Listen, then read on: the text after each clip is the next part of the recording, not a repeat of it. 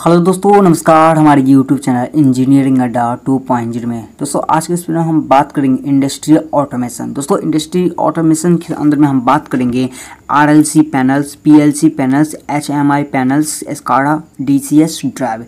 ये सारा टॉपिक्स जो है इस वीडियो में हम डिस्कस करेंगे। सबसे पहले हम बात करते हैं ऑटोमेशंस। ठीक है दोस्तों, ऑटोमेशंस होता क्या है? ऑटो मतलब होता है स्वचालित, यानी जो ये क्या होता है कि मैनुअली वर्क नहीं करता है। इसमें के अंदर में जो भी वर्किंग होता है ये मैनुअली नहीं होता। हाँ, इसके अंदर में सुपरवाइजर वर्क करता है, बट इसमें क्या होता है कि ऑटोमेशन मतलब कि इसके अंदर में जो मशीन ही वर्क करता है। ठीक है, तो दोस्तों पहले हम बात करते हैं इंडस्ट्री ऑटोमेशन होता क्या है। दोस्तों इंडस्ट्री ऑटोमेशन में ह्यूमन वर्क नहीं कराता है, यानी ह्यूमन वर्क नहीं करता है, और टोटल वर्किंग क्या होता है मशीन या रोबोट खुद करता है। ठीक है, उसके बाद हम बात करते हैं कि जो ह्यूमन वर्क या एक या दो हो सकता है। क्यों? क्योंकि उसके अंदर में एक सुपरवाइजर जो ऑपरेट करने के लिए उसके अंदर में होता है। दोस्तों आज के दिन हम बात करते हैं, है ना, RLC panels, PLC panels, HMI, SCADA, DCS drive. ये क्या होता है? ये 6 टॉपिक्स हैं, इसके वीडियो में हम बात करते हैं। चलिए दोस्तों पहले हम बात करते हैं RLC पैनल्स होता क्या है। दोस्तों अगर RLC के बारे में बात करते हैं, दोस्तों RLC का मतलब होता है रिले लॉजिक कंट्रोलर। दोस्तों ये क्या होता है कि RLC में रिलेज का हम यूज करते हैं, यानी रिलेज का हम यूज करते हैं, और इसके हेल्प से हम क्या होता है मशीन्स को ऑपरेट करते हैं। और इसके अंदर में क्या होता है कॉन्ट्रैक्टर का भी हम यूज करते हैं। कॉन्ट्रैक्टर के साथ साथ इसके अंदर में हम सेंसर्स का हम यूज करते हैं, सेंसर्स का इसके अंदर में भी हम यूज करते हैं।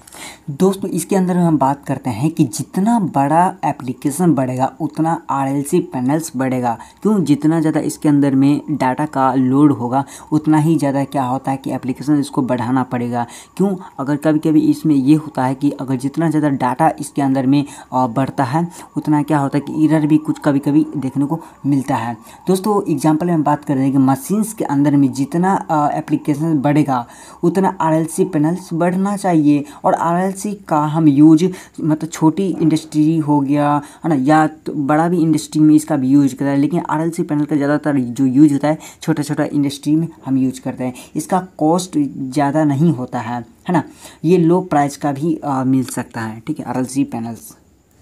दोस्तों अगर नेक्स्ट की बात करेंगे तो नेक्स्ट में आता है PLC पैनल्स, यानी प्रोग्रामेबल लॉजिकल कंट्रोलर। दोस्तों ये होता है क्या है? दोस्तों जो PLC पैनल्स होता है इसके अंदर में क्या होता है कि सेंसर्स का हम यूज करते हैं। इसके अंदर में क्या होता है सेंसर्स का हम यूज करते हैं, और इनपुट डिवाइस से लॉजिक लेता है और आउटपुट डिवाइस में कन्वर्ट कर देता है। एग्जाम्पल में कार मैन्युफैक्चरिंग हो गया, है ना, कार मैन्युफैक्चरिंग जैसे कंपनी हो गया, है ना, इसके अंदर में क्या होता है कि PLC पैनल्स का हम यूज करते हैं। ये सिस्टम्स में क्या होता है कि रोबोट को क्या होता है कंट्रोल करता है, और ये क्या होता है कि मैथमेटिकल सिस्टम से भी क्या होता है कि जो रोबोट होता है, जो इंडस्ट्री होता है, बड़े बड़े इंडस्ट्री होता है जैसे कि कार मैन्युफैक्चरिंग इंडस्ट्री हो गया, तो उसके अंदर में क्या होता है कि जो रोबोट होता है उसको डाटा प्रोवाइड करता है और उसको क्या होता है कंट्रोल करता है। दोस्तों नेक्स्ट टॉपिक क्या है? HMI यानी ह्यूमन मशीन्स इंटरफेस। ये दोस्तों ये होता क्या है? दोस्तों इसका जो यूज होता है PLC जो अभी बात किए हैं PLC पैनल्स, है ना, उसके साथ साथ हम इसको भी यूज करते हैं। ठीक है दोस्तों, ये क्या होता है कि PLC कंट्रोल करने के लिए हम या उसको ऑपरेट करने के लिए हम इसका यूज करते हैं। दोस्तों अगर इसका कंपोनेंट के बारे में बात करते हैं, जैसे कि इसके अंदर में जो भी इक्विपमेंट का हम यूज करते हैं, है ना, उसको हम बात करते हैं। तो दोस्तों इसके अंदर में होता है कि रोटरी डायल्स होता है ना, इंडिकेटर्स लैंप्स होता है, और पुश बटन्स होता है, और सेट पॉइंट होता है। सेट पॉइंट इसको डिस्प्ले भी बोल सकते हैं। तो इसका हम क्या होता है इसके अंदर में जो भी इक्विपमेंट है इसका यूज हम करते हैं। दोस्तों जो PLC के साथ एक क्या होता है डिस्प्ले लगी होती है, जिसपे क्या होता है सारा बटन्स मतलब बटन्स होता है, जो कि रोबोट जो होता है उसको ऑपरेट करता है, या क्या होता है जो सुपरवाइजर इसके अंदर में होता है ना, वो सुपरवाइजर इसको क्या होता है कि ऑपरेट करता है, क्योंकि उसके अंदर में क्या होता है डिस्प्ले लगा होता है, वहाँ पे बटन सारा होता है ना ऑपरेट करने के लिए, कि ये जो कौन सा रोबोट कैसे काम करेगा, है ना, कंट्रोल करने के लिए इसका हम यूज करते हैं। दोस्तों अगर नेक्स्ट टॉपिक्स के बारे में बात करते हैं, दोस्तों नेक्स्ट टॉपिक्स आता है SCADA मतलब होता है supervisory controller and data equations. दोस्तों इसका यूज हम कैसे करते हैं?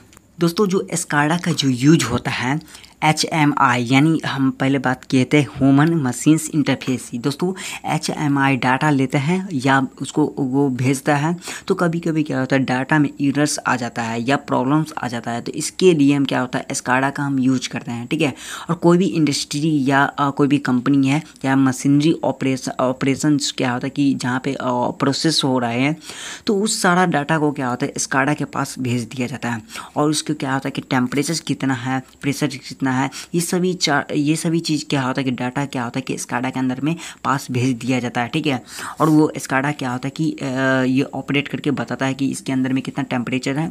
दोस्तों कभी कभी क्या होता है कि कंपनी में सुपरवाइज़र होता है या कोई भी वर्कर होता है, ठीक है। अगर उससे क्या होता है कि मिस्टेक हो जाता है, तो ये SCADA के पास सारा डाटा अवेलेबल होता है।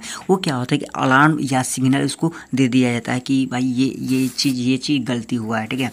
तो इस प्रोसेस से घर बैठे ही क्या होता है सिस्टम को हम ऑन ऑफ कर सकते हैं या ऑपरेट हम कर सकते हैं, ठीक है। ज़्यादा बड़े इंडस्ट्री में इसका SCADA का क्या होता है कि हम यूज़ करते हैं, यानी कंपनी में जो ह्यूमन सिर्फ सुपरवाइजर के तौर पर होता है, तो बाकी बात सारा चीज़ क्या होता है कि ये SCADA के पास होता है। और ये जो भी क्या होता है कि HMI का और ये PLC और RLC का हम यूज करते हैं, बिना घर बैठे ही हम इसको हम यूज कर सकते हैं आराम से। दोस्तों जो SCADA होता है, SCADA क्या होता है कि रियल टाइम डाटा को देता है और डाटा को क्या होता है सेव भी कर लेता है, रियल टाइम में सेव करता है, ठीक है। पिछले दिन कितना डाटा देखा गया है, यानी 50 दिन कितना डाटा देखा गया है, 100 दिन पहले कितना डाटा देखा गया है, सारा इसके पास डाटा अवेलेबल होता है। सो आप बात करते हैं DCS यानी डिस्ट्रीब्यूटर्स कंट्रोलर सिस्टम। दोस्तों ये होता क्या है, इसका कंपोनेंट सारा चीज़ इसके अंदर में हम समझते हैं।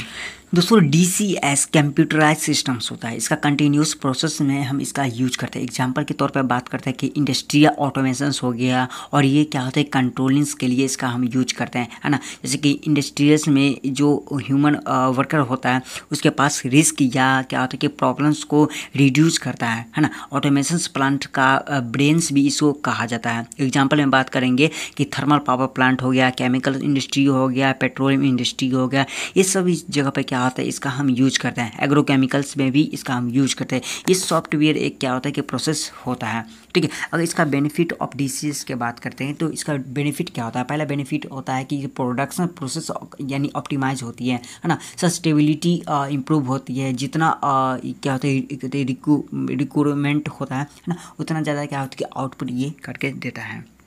दोस्तों नेक्स्ट टॉपिक्स में हम बात करते हैं, है ना। नेक्स्ट टॉपिक्स में हम बात करेंगे ड्राइव के बारे में। दोस्तों ड्राइव होता क्या है ना, इसका कंपोनेंट क्या है, इसका यूज कहाँ पे होता है, ये सारा चीज़ क्या है तो अगले वीडियो में हम डिस्कस करेंगे, ठीक है। तो इतना ही के लिए आज के लिए इतना ही दोस्तों। अगर वीडियो में नया है तो चैनल जरूर सब्सक्राइब करें और वीडियो को जरूर लाइक करें।